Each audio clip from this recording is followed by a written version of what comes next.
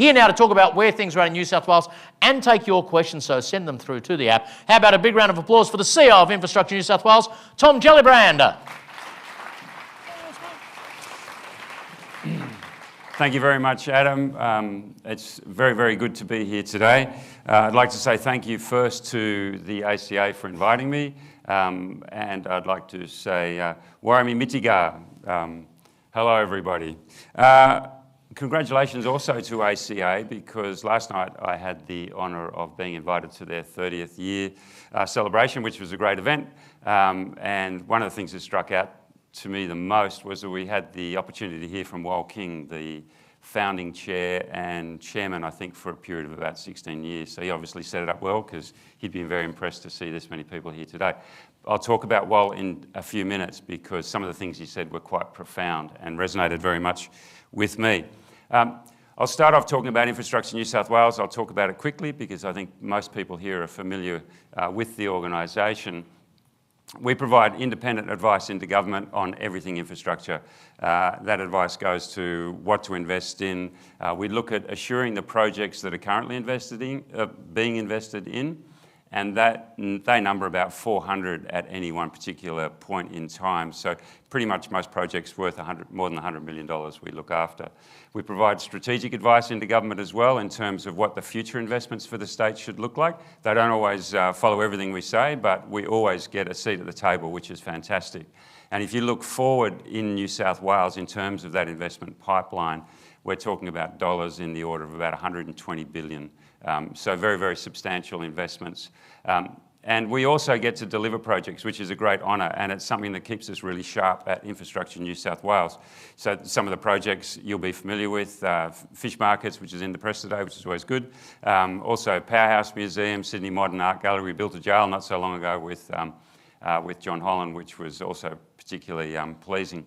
So those projects give us a good connection into the industry. We get to see firsthand what some of the issues are, and hopefully that also helps us sort of talk with some degree of authority, as well as being well informed about the issues that are relevant to yourselves.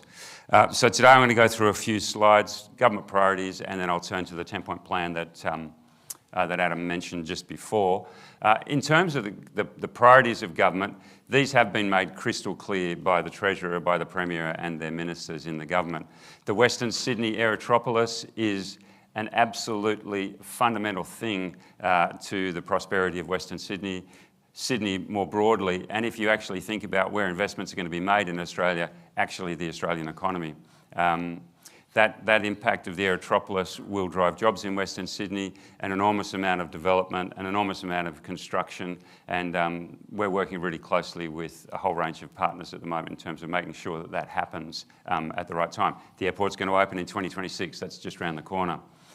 The government's also made it clear that relative to its investment pipeline, which is, as I said, some $120 billion over the next 4 years, they want to capitalise as much on that investment as possible. And by that, they mean that they want as many jobs, as many industries, as much of that investment to be localised, that's New South Wales, Australia, as well as New Zealand, to make sure that we're capitalising on the value. It's not just the end asset, but it's making sure that along the way, as that asset's being built, that we're getting value from the investment.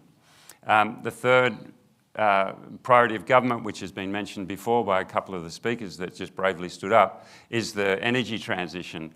The targets of 2030 and 2050 are very clear. They have to be met.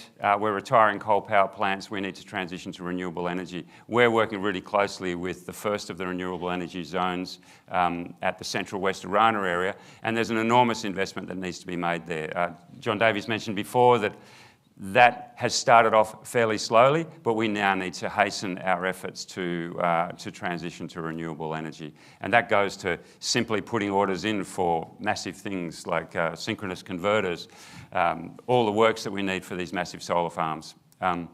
And as also mentioned, housing, we just heard about housing there. And we also heard about Annabelle talking about disruption. If you think about the housing crisis and the demand for housing that we face here in New South Wales and across the rest of Australia, if we go about building brick by brick the houses that we need, we'll fail totally. It's just a waste of time. So there's an opportunity to disrupt that market, and in fact it's probably essential that we do so. And you can think of whatever dimension you want to in terms of disruption, but we have to do that if we're going to meet that challenge. So there's a great opportunity there for industry to think about how they can do that. Moving on to the 10-point plan that Adam just mentioned before. We had a 10-point plan. It was a product of the Berejiklian government. They embraced it, they owned it. We got there through extensive collaboration with industry. Personally, I think it was a fantastic document. Some of the elements have progressed into business as usual. Some of the things we still need to focus on, and there are elements in there where perhaps from a government point of view, we haven't achieved as much as we'd want to, and you'll probably hear more about that from the ACA as we move forward. So we've got a new government, we've got a new set of priorities that I just talked about, so we're moving towards updating that with the partnership principles document. We've had roundtable discussions with lots of people from industry, as well as industry associations, and I think it's in good shape, and we hope to finalise it soon. So turning to the principles that we hope to be included in that future document, I mentioned before, increased domestic manufacturing. Government's going to look at you to make sure that you're doing as much as possible to support local industries. That might be new industries, existing industries, small, medium and large. Everything from rolling stock down to small componentry for electrical systems that you might find in a roadway. Investing in skills and local jobs. We've got issues with workforce. We've talked about culture and diversity. I'll turn to that in just a minute. But we have to invest in people. That's a responsibility for government through programs at TAFE, through school education as well as tertiary education. But there's also obligations on industry to make sure that you are fostering internships, cadetships, apprenticeships. You have to do more. We have to make sure that our workforce is as skilled as possible, and that is one of the ways of addressing productivity, I think.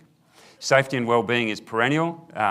Unless our work sites, unless our industry is a safe one where our well-being is looked after, it's a bit ridiculous to expect that people want to join in.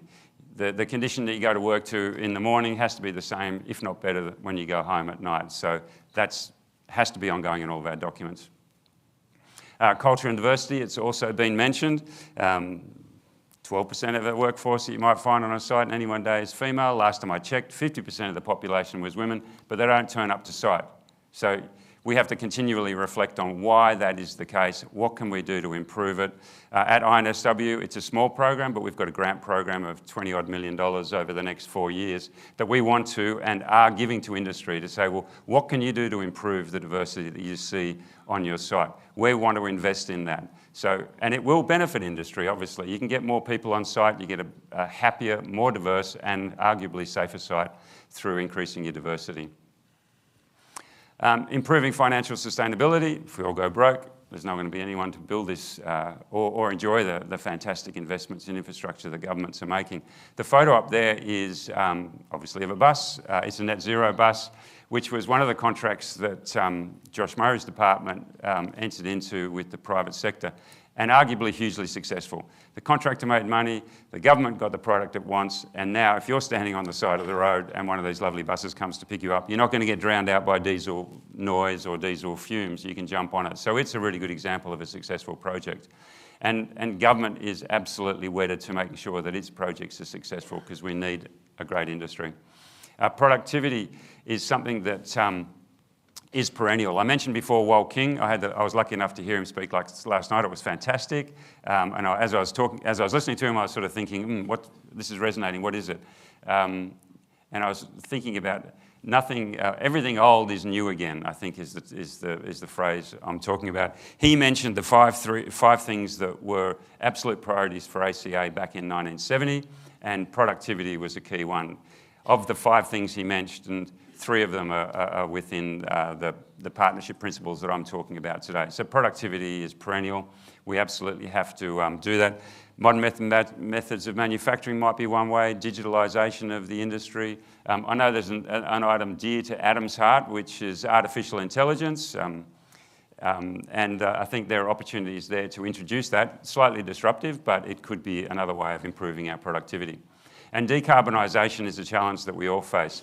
Infrastructure New South Wales, again with Transport and other states, came up with a new way of measuring carbon in infrastructure delivery. And we're really excited to say that that's been adopted by all of the states through a group of the federal ministers across the state. So we now have a way of measuring carbon, and we've got to build on that to make sure that we progressively decarbonise the infrastructure industry. So they are the principles that will be in our new document. And I want to close just by saying that it's obvious, but the success of our industry is going to be a function of working together. So associations like ACA are absolutely critical to us, as well as other associations that are attending today. We've got to work together. And I think there are many people in New South Wales Government, you might think it's hard to believe, but when you push against that door, you'll find it's open.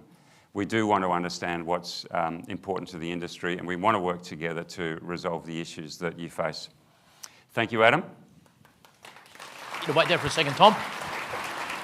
I'm mindful of time, but we did have a couple of questions popping through, and they mainly centred around the Western Sydney Aerotropolis. Minister King talked about nationally significant projects, and as you said, it absolutely is one of those. There's a clear deadline because the planes are going to start taking off, but there's a lot of stuff that needs to be done around that precinct. It seems remarkably complex. Where is it at, and what is the sort of timeline you're looking at there? So, thanks, Adam. Adam's right. I was out at the airport, the Western Sydney International Airport, just a couple of weeks ago. They were just about to start testing planes. That's that advanced. So it's going to be operational at the end of 2026, especially for freight traffic. You can go out there and you can see terminals, the runways there, they're testing lights. It's all about to happen. Very, very exciting. It is probably the most significant investment being made in key infrastructure in Australia.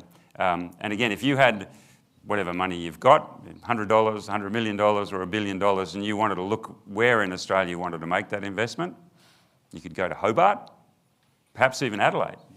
Or you could go next to an international airport where DHL is going to be landing its planes, taking it to its 100-hectare logistics distribution factory. You could perhaps nestle up against them. I think you'd probably choose the latter when you find that. But to make all of those things happen, we need some pretty basic stuff. We need roads, we need pipes, and we need wires. And both governments, state and federal, have made some very substantial investments in roads. Unlike the movie, we can't do everything everywhere all at once, but we need to make very substantial investments out there. So I'll get really boring, but there's roads like M7, M12, Mamre Road, Elizabeth Drive, Badgerys Creek Road. Investments will be made in those roads progressively over the next few years, and that will unlock that land, which is really important. Probably the question you didn't ask me, Adam, but if I can ask on your behalf, I said, what the hell are you doing about it, Tom? Great question. What the hell are you doing about it, Tom? Standing there doing nothing. Well, our job, as far as possible, is to remove some of the barriers that increasingly government itself has put up. Those great analogies about kicking own goals and things like that. Progressively over time, the government has said, oh, we've got to be really careful about this. We definitely need a strategic business case.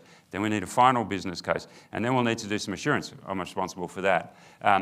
Those things, whilst by and in themselves might seem really sensible things to do, when you put them into series, you think, oh, okay, so when are we actually going to start building the road? And you go, oh, probably in about 5 years. Well, the airport opens in 2026, and whilst I'm not as mathematically capable as Adam. It's getting tight. It's getting tight. So we need to get on with it. So working with other parts of government, we're saying, well, you don't need to do a strategic business case. The warrant for this road is absolutely crystal clear. Let's get on a build it. The government's made it clear they want to build that road. Let's just get started. How fast can we do this? And I think that should be music to the industry ears, because it might mean we'll go out to market with designs that aren't as finalised. Let the industry design it. We'll go to procurement pathways that are much faster than they have been in the past, instead of the EOI, ROI, all those sort of steps. There's faster ways of getting proposals out to the market. So on behalf of the New South Wales Government, we're working with other agencies to try and hasten the delivery as much as possible so that we can all capitalise on the new airport and the Aerotropolis. Exciting times. I'll let you go and get started on it right now. Please give Tom a big round of applause. Thank you very much. Tom Gellibrand there from Infrastructure New South Wales.